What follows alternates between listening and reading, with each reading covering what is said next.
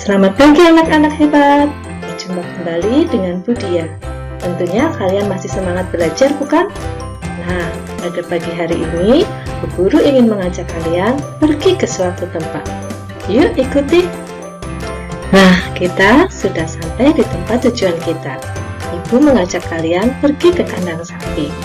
Tentunya kalian sudah tidak asing lagi, bukan, dengan sapi? Coba perhatikan anak-anak, apa yang sedang sapi-sapi ini lakukan? Iya, betul, mereka sedang mengunyah makanannya. Makanan mereka adalah rumput yang hijau atau daun-daunan hijau yang masih muda. Nah, di kandang sapi ini baunya tidak sedap ya anak-anak. Kira-kira kalian tahu kenapa? Iya, karena di kandang sapi ini ada kotoran sapi yang busuk dan berbau. Nah, dari makanan sapi yang berupa rumput yang hijau atau daun-daunan hijau yang masih muda itu masuk ke tubuh sapi, kemudian keluar dalam bentuk yang berbeda, yaitu dalam bentuk kotoran sapi yang busuk dan berbau. Kira-kira anak-anak tahu kenapa? Yuk kita cari tahu. Simak penjelasan berikut. Nah, sapi yang kalian lihat tadi termasuk ke dalam hewan ruminansia. Hewan ruminansia adalah kelompok hewan mamalia yang memakan makanannya sebanyak 2 kali, atau biasa disebut hewan memamak biak. Contoh hewan ruminansia diantaranya adalah sapi, kerbau, rusa, domba, kambing, dan kijang. Rumput yang dimakan sapi tadi bisa berubah bentuk menjadi kotoran sapi yang busuk dan berbau karena terjadi proses pencernaan di dalam tubuh sapi. Nah, bagaimana proses pencernaan pada sapi? Hari ini kita akan mempelajarinya, yaitu sistem pencernaan hewan ruminansia. Dalam suatu sistem pencernaan, terdapat organ-organ yang memiliki fungsi masing-masing dan saling berhubungan satu sama lain membentuk suatu sistem, yaitu sistem pencernaan. Nah, organ-organ apa saja yang terlibat dalam sistem pencernaan hewan ruminansia? Yuk, simak penjelasan berikut. Organ yang pertama adalah mulut. Di dalam mulut terdapat beberapa organ yang membantu proses pencernaan, di antaranya adalah gigi, lidah, dan saliva. Gigi sapi tersusun dari gigi seri yang berguna untuk memotong makanan dan gigi geraham untuk mengunyah makanan. Sedangkan lidah sapi berguna untuk merenggut makanan dan mendorong makanan yang sudah dikunyah menuju lambung. Sementara saliva adalah cairan atau enzim khusus yang dihasilkan oleh kelenjar khusus pada sapi yang kemudian disalurkan ke dalam rongga mulut. Saliva berperan dalam proses pencernaan kimiawi. Organ selanjutnya yaitu esofagus. Esofagus merupakan saluran makanan dari mulut menuju ke lambung. Ukuran esofagus pada sapi kurang lebih 5 cm, namun bisa melebar sesuai ukuran makanan. Di dalam esofagus tidak terjadi proses pencernaan. Organ selanjutnya yaitu lambung sapi. Lambung sapi berbeda dengan lambung manusia, ukurannya jauh lebih besar. Lambung sapi merupakan organ pencernaan yang sangat penting bagi sapi. Lambung sapi terdiri atas 4 bagian, yaitu rumen, retikulum, omasum, dan apomasum. Oleh karena itu, sapi dikatakan memiliki 4 perut. Bagian lambung yang pertama yaitu rumen, atau disebut dengan perut besar. Bagian lambung ini ukurannya paling besar dan terhubung langsung dengan esofagus. Di dalam rumen terjadi pencernaan dengan bantuan mikroba atau bakteri. Makanan dicerna menjadi bubur dengan gerakan mengaduk yang dilakukan oleh dinding rumen.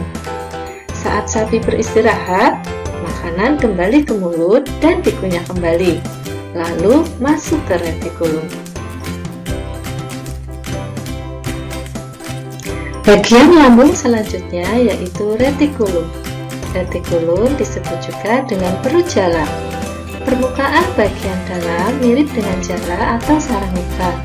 Di dalam retikulum terjadi proses fermentasi dengan bantuan bakteri anaerob dan protozoa, dan terjadi proses absorpsi atau penyerapan, serta terjadi pula penyaringan benda-benda asing yang masuk bersama makanan sehingga tidak masuk ke omasum.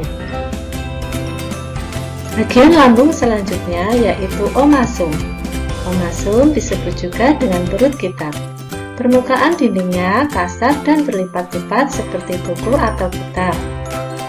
Di dalam omasum, makanan dicerna dengan bantuan enzim pencernaan. Selanjutnya, makanan masuk ke apomasum. Lambung yang keempat adalah apomasum. Apomasum disebut juga dengan perut masam. Kondisi di dalam apomasum sangat asam, bentuknya bulat memanjang. Perut bagian inilah yang sebenarnya disebut dengan lambung. Makanan di dalam apomasum dicerna dengan bantuan enzim pencernaan yaitu enzim pepsin. Selanjutnya yaitu usus halus. Usus halus berbentuk seperti pipa yang memanjang. Pada sapi dewasa, panjangnya bisa mencapai 40 meter. Di dalam usus halus terjadi proses fermentasi dan absorpsi atau penyerapan sari-sari makanan yang kemudian akan disalurkan ke seluruh tubuh. Organ selanjutnya yaitu usus besar. Di dalam usus besar terjadi proses penyerapan air dan juga penyiapan limbah yang berupa feses untuk dikeluarkan melalui anus. Dan organ yang terakhir adalah anus. Nah, tadi kalian sudah mengenal organ-organ pencernaan yang terlibat dalam sistem pencernaan hewan ruminansia. Sekarang, bagaimana dengan alur atau proses pencernaan makanan pada hewan ruminansia? Simak penjelasan berikut. Alur proses pencernaan makanan pada hewan ruminansia dimulai dari mulut. Makanan dikunyah di mulut, kemudian masuk menuju ke rumen atau perut besar. Dari rumen, makanan akan kembali lagi ke mulut untuk dikunyah yang kedua kalinya. Setelah dikunyah kedua kalinya, makanan akan masuk menuju ke retikulum. Dari retikulum, makanan akan masuk ke omasum. Setelah dari omasum, makanan akan menuju ke apomasum. Dari apomasum, makanan akan menuju ke usus halus, kemudian menuju ke usus besar, dan yang terakhir menuju ke anus. Nah, kalau digambarkan dalam bentuk diagram seperti ini ya anak-anak. Pertama, mulut, esofagus, rumen, kemudian kembali ke mulut, menuju retikulum, lalu menuju ke omasum, kemudian ke apomasum, usus halus, kemudian ke usus besar, dan yang terakhir adalah anus. Itu tadi penjelasan tentang sistem pencernaan hewan ruminansia. Semoga bermanfaat ya anak-anak. Sampai bertemu pada pembelajaran selanjutnya. Jangan lupa tetap semangat belajar. Sekian dari Bu Guru. Terima kasih. Wassalamualaikum warahmatullahi wabarakatuh.